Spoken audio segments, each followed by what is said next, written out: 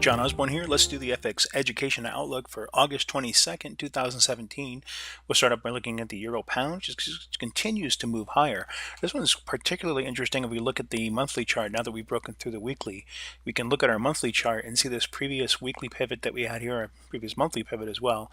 And our next resistance isn't away until we get way up to 0.94113. Now that doesn't mean we're going to get up there, but there's nothing stopping us between now and there as far as previous resistance on the monthly. So we could see a nice run up here if it continues to move. It is getting a little overextended though, so it might move back a little bit to retest this broken support, which is previously resistance, now support.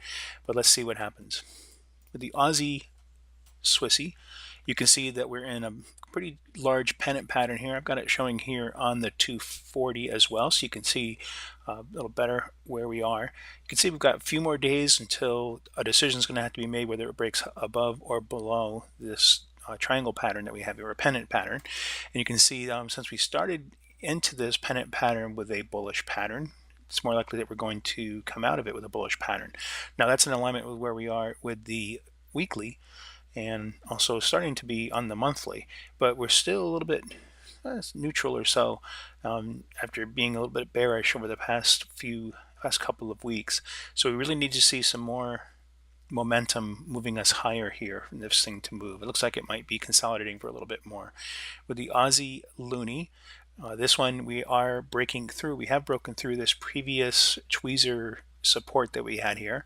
Our next support would be down at around 0.98502. That'd be right at this low, 0.98602 that is. So we could be watching for that one to head lower, and we do have better alignment on this one on the 240 and also on the daily as far as being bearish. In the bullish area, we've got the pound yen, and we're looking to break this previous pivot. This one's here at 139.837, and you can also see we've got a little bit of a trend line here on the 4-hour chart.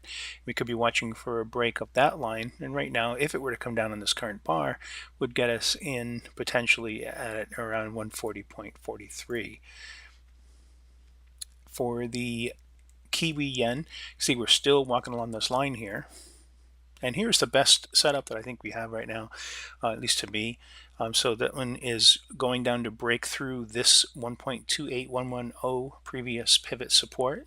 And if we can break down through that line, then you can see we've been touching it here a few times. I think we've actually gone below it here by a little bit.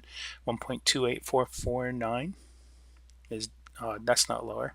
1.28098 is lower, and that's just a little bit lower, so I'd like to see a little bit more, but that means this line's been weakened, so the likelihood of this breaking through gets a little bit higher. So let's see what happens. We do have good alignment on our time frames for this to run a little bit further.